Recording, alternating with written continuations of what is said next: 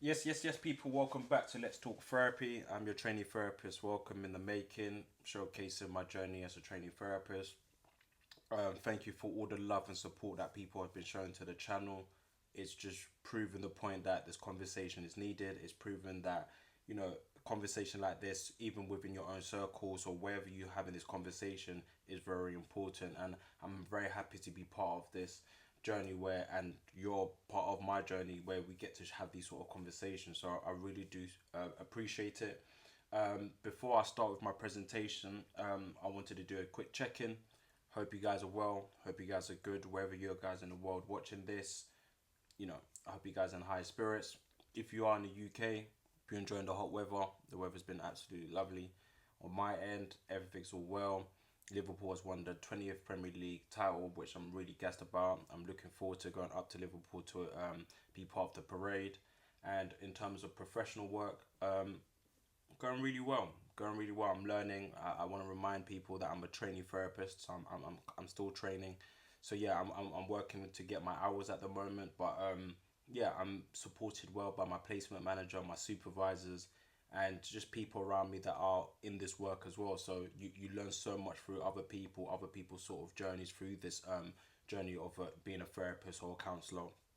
And then when you're around that sort of bubble, it breeds that sort of creativity, and that breeds that sort of confidence in the work that you do. So when I'm sitting down with my clients, I feel energized, and I feel very much assured that I can be able to facilitate a space for when a client comes in, they can share their material. So yes, people, if you haven't checked out part one, please go and check part one, and this will be part two into the Black fathers and mental health in the UK, exploring cultural disconnect and the healing approaches. We left here on looking at cultural disconnect, right? So remember, I was looking at the traditional sort of values versus the unorthodox values, and I wanted to look at that through the lens of fatherhood, right? And I wanted to look at it at the current time. So this was very important when trying to gather information and research. I looked on Google Scholar. When it came to talking about black fathers, it kind of spoke about in generic terms. It spoke from different sort of parts of the world and within the culture, within the values that are sort of presented within fatherhood. That was sort of interesting, but never really spoke on the current time. Time has changed drastically, right? And becoming a father and what it means to be a father has changed as well. We've changed that sort of conversation, and more conversation around co-parent, raising boys to men. That's another page where he speaks about co-parenting as well, and that is a very important feature within today's climate of fatherhood. And what was interesting, that when it came to looking at Google Scholar, there wasn't much of that presented. They just spoke about fatherhood generally. And remember, this is where I'm trying to go to the layers, right? I'm looking at the cultural disconnect of current time of fathers, right? And I'm looking at the healing approaches of current time. So this is where podcast and YouTube has been such a great platform to showcasing or giving people the encouragement to set up channels and or set up pages or do videos that speak on these type of things. And there I was able to absorb, that is the information that I was sort of needed as well, that spoke on the current sort of time here and now. A lot of the time that I will be speaking about culture or I'm speaking about therapy, I am talking about the here and now, blending in with what we can know about from through history, as well as predicting or coming up with calculated assumptions what could happen in the sort of future, right? So when we looking at information on podcasts and so forth on YouTube, there was a great place where I saw China, shout out to his page as well, that speaks on so many different things as well. But he had a Christmas special with Baby Daddy editions. Got a group of black men within our culture that speaks like us, that's speaking about fatherhood. And this was, I was able to sort of engage and present on my course this unique sort of perspective of the current fathers of today. Yeah, one for one. One for one. Why aren't you with your baby mum? I wasn't ready, to be Why is honest. all this? I'm not ready, but you man are No, but producing none of kids. us are. Which is very interesting. I think that's the most common thing that people say as well. I hear a lot of young men today that sort of climb around my sort of age group that would say, that don't have kids, they would say, yeah man, I'm not ready, or I need to make sure that I'm financially stable before I have kids. And listen, in this current climate, that's I look at that as careful thinking. I think that's very important to look at. But if you're not in a financial position to obviously nurture kids, because kids are expensive, or the lifestyle of having kids is very expensive when you have to pay X, Y, and Z, especially on top of the things that you already have to pay for. That is very difficult. I wonder if they're talking from a mentality standpoint. When do you tell yourself that you are ready to have kids, right? Is it when you have that financial assurance, or when you've got that house, or when you've managed to do all the things that you need to do, you've done the holidays, you've got married and so forth, and then you settle down to have kids, and that's when you're ready to have kids. I think when it comes to I'm not ready, people always frown upon, oh, I'm not ready. What do you mean you're not ready? I think it goes back to the personal individual. They get to define I'm not ready or I am ready. So when a client comes into my room and said, oh, I'm not ready to have kids, that's something to sort of explore. Okay, why is that you're not ready? And I guarantee you there'll be different answers for different people. And it's just the same way when someone says, yeah, I'm ready to have kids, there'll be different answers for different people, right? I didn't want to, obviously, no man, I don't think you really want a child, as you said, when I'm not secure and ready for it, innit? But Why are you man shooting up the club? You're reckless, innit? Let me Virile youth. That's kind of how it goes, though. After a while, once you get to know each other and you're a bit acquainted, it kind of just happens. It's a bit of a bad mentality, but any person I want to have a child with, I kind of want to gauge how your child is. I don't want to do work experience with my child. And it's probably so they're proving to look after. Yeah, it's probably a fucked up way. That's what women usually do with us, though. It's probably a fucked up way of looking at it, because a lot of men want their first to be with someone who doesn't have kids. But me, like, I never grew with my dad. I grew with my brother's dad, and my brother's dad was mad welcoming and open to me. I have an extra family because of how he was with me, innit? So meeting someone with kids, I don't think about it the same way some other people do. They got I think that's a very interesting perspective that FaZe kind of sort of brings up here, because like you said, I think it's almost, first and foremost, it's similar to how his upbringing, that's his sort of thought process as well. Whether or not he considers it maybe it's a bad mentality,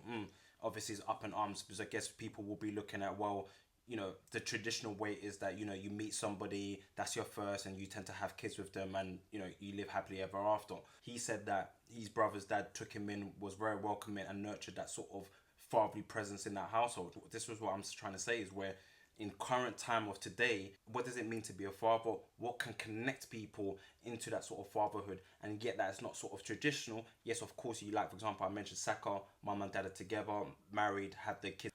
But what goes to show that, okay, someone like FaZe is in this a unique, unorthodox sort of way of probably being brought up, where he's not from a traditional, I got my mom, I got my dad, I got my siblings. It was like, no, my brother's dad took us in, or took me in, right?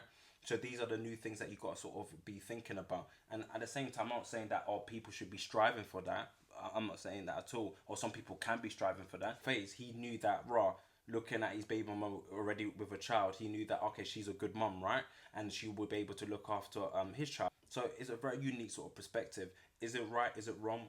None of these gentlemen are with their baby mum, apart from Kid, right? Kid is with his current baby mum, but he's not with the baby mum that he had previously, right? That he has kids with.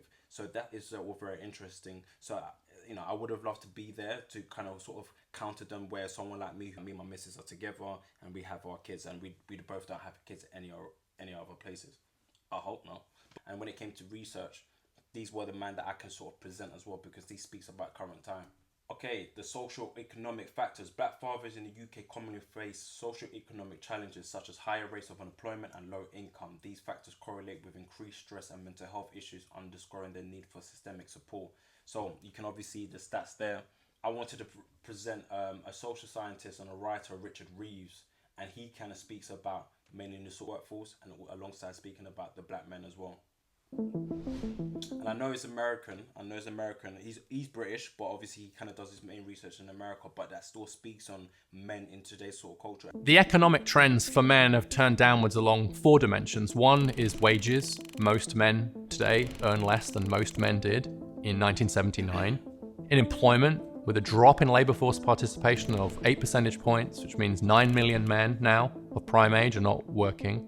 We've seen a drop in occupational stature, and so there are now more men working in employment areas which are seen as lower status than they were in the past. And we've also seen a drop in the acquisition of skills, the kinds of skills and education that boys and men need. If boys don't get educated and men don't get skilled, they will struggle in the labour market. And across all of those domains, we've seen a downwards turn for men in the last 4 or 5 decades. And so the way in which social class divides have opened up, economic inequality has widened, is really important to understand in the context of gender inequality. If we only focus on gender gaps, then we miss the fact that both men and women at the top have done increasingly well, but that's much less true of everybody else, and especially it's less true of those from lower income backgrounds, working class boys and men, and black boys and men. You see many of those trends are amplified, and so those boys and men are really at the sharpest end of many of the social and economic changes. This is Richard Reeve that speaks about men in the workforce, and he's one of boys and men, why the modern male is struggling, why it matters, and what do we do about it. So imagine you're being told, right, oh, you have to provide for the family, but now because of work and politics and everything that's happened within the workforce has dramatically changed. How do you support that, right? And these things can cause some sort of fracture. If those things don't align, it trickles down onto the kids. Remember, things are fractured. These things will have knock-on effects onto our children. Because I've been the one that stepped up, and I don't mind that, because obviously he's talking about how he's the eldest in the family. My younger brother, fortunately, I'm going to assume he hasn't done any crime, and he hasn't had to commit any crime because he had an older brother that within reason could give him anything he needed. And I pride myself in the fact that my brother hasn't had to go on the road or commit crime. And I always make a point of saying that. Quickly, I just want to touch on that. Gabriel Sonia doesn't have kids, but you can tell by the way he's speaking about protecting his little brother. It's the same thing that you do for your own kids, right? But he's being mindful that, you know, the roads, you know, when man them go on the roads, bro, there's one or two ways. You either go prison or you die, or you have fortunate enough to make yourself get out of the roads and you do something different. But at the same time, these things are still apparent. These things still affect today's sort of climate. We have not touched base or been able to find good infrastructure to support those people that are within those crises. And it's credit to him that he's able to protect his brother in doing that. These things can definitely impact a black father, right? And it can impact a home. This is something that's us black people within our community have to sort of face with or wrestle with, right? Especially these black fathers now that experienced racism and discrimination with the police. These traumas, these idea of being, you know, violated or discriminated, it sets a barrier, right? And once we hold that and we don't be able to sort of articulate or communicate that, we can also manifest that onto our kids. There's been a disconnect because there's not been a healthy sort of language when it surrounds the police and gangs or mandem on the roads. There's not been a healthy connection. So this is furthers the disconnect between the two. And these things that I'm talking about deeply affects us. This is something that we've been throughout many years throughout the UK. And what we hold on to, where we don't allow us time to give us space, where we allow to sit in this therapy room where we can talk about our thoughts and feelings, that is facilitating that. If you're not aware of that, these things explode, and these can explode on your relationship. They can explode on your kids. We can displace our emotions and our feelings towards something else when we're holding so much tension towards the police or towards the discrimination that us black people face within our community. These things can severely impact our people. Then, as I mentioned in part one, I did an interview with my brothers that are black, our fathers themselves. And when it came to talking about the barriers, funnily enough, what was interesting was much more an internal thing. It was more of a mindset thing. They knew about mental health organizations. They knew about therapy. But then when I asked them, have you ever attended therapy? They both said no. I was like, oh, okay, why haven't you attended therapy? First, one of them said like, oh, I don't know how to, right? I was like, okay, that's sort of interesting. So I could probably look at it and be like, okay, maybe more information has to be provided on how to access therapy. But also, it was more of, they said, I didn't feel like I need to. But then prior to them speaking about, you know, what's their role as fatherhood or what the pressures that they find in parenting, both spoke about financial and being able to you know, be in a position where they can afford, you know, living in the UK, as well as facilitating a space that their children can benefit from, you know, the access of that can help them with their own education and their sort of upbringing. Spend so much time working, and that sometimes leaves them not being isolated from their sort of children, and or feeling that they have to make up time with their children because they're working so much. But if they don't work, they don't get enough money to afford to have a stable home. So, and I was thinking, oh, don't you think that's a necessary thing to speak about therapy? And it was more of them going, okay, I get what you're saying. They spoke about pressure. They spoke about feeling isolated, and these are themes that you know that can be elaborated in therapy. So that was very interesting to looking at. Okay, not only that the barriers was not so much about the information. Maybe you could argue more information, but it was an internal thing, and it was a mindset thing. So because of these men thinking that, I don't need to see a therapist because I don't need therapy. But then bringing up the pressures that they felt as a father, who they recognize that, yeah, that was something that they can bring into therapy and speak about more. This bit is important. Cultural sensitivity in therapy, right? Cultural awareness allows therapists to understand the unique experience of Black fathers, recognizing the impact of dual cultural identities can foster a trusting therapeutic relationship, enabling clients to communicate more openly about mental health. So this is what I get to say, where these things, like if you're a therapist of today and you're not part of the Black community, these places like here are very good to understand what is the uniqueness of fatherhood within the Black culture, right? And then when it comes to that cultural understanding, this is where channels like this needs to get much more exposure. Shout out to Wicco. John Wick, and I'm here with a new series called Fatherhood. As you already know, I love my dad, I love my dad, I love my dad. And my dad is not the only great dad. There's plenty men out there that are great parents, but they just don't get the credibility that they deserve. But as a dad, you ain't got to shout about it. Credit to you for starting this podcast and getting us to speak about it. What does it mean to you to be a Black dad? It's like, wow, this is your little boy. This is something you produced. Remember when you first told me that you was pregnant? What was I doing at that point? You must scratch your card, that's right.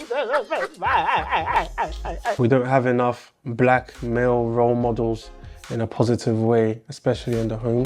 So So there you go. You can see the importance of the cultural understanding, and this is where the platforms where men speak about their experiences, and this breeds a bigger picture. Okay, what does these Black fathers sort of represent for individuals? And here, as a therapist, as a trainee therapist, this breeds a sort of awareness that is you're taken into the therapy room. It's not saying that every Black father comes into your therapy room, be like, oh, I understand where you come from. I understand that might be difficult. No, because a Black father's experiences can be all sort of different. There are many different themes when it comes to exploring what fatherhood really means. But this is where it's great to have these sort of platforms to speak about fatherhood. As much as I told you, there was limited research when it came to researching about Black fathers, but when it came to YouTube and this sort of platforms, when you got individuals like John Wicco and the fathers that he brought on to speak about fatherhood, is very important, and that speaks about today. Bro, shout out to him, man. Shout out to my Congolese brother as well. He needs to start doing more videos. I don't know why he stopped. I know he's on Filthy Fellas. Shout out to him, but he needs to start doing more videos and bringing more fathers onto his show. But yeah, nevertheless, people, let's go back onto it as well.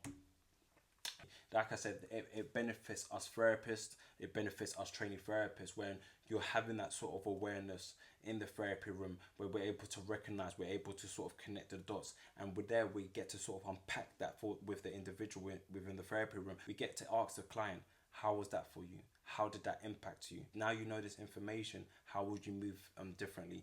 These important questions that sort of really unpack and unfold these unique experiences of these Black fathers. That's what I'm telling you is important for Black therapists to come into the therapy room, because the more Black therapists that come into the therapist room, that gains a massive insight for us trainee therapists, that broadly gets to exercise and really elaborate this conversation within our sort of community as well, and that be best able to help a sort of community, right? So that for clients to really sort of unpack their sort of thoughts and feelings, that's very important. So yeah, man, people, I want to break it there as well. Move on to part 3 of the video. I want to keep these videos nice and short and concise, that so it's able to sort of take in the information as well. I don't want to make long videos just as yet. Don't forget to like, comment, share, and subscribe, people. I hope you guys enjoyed the video. See you in the next video. Take care, people.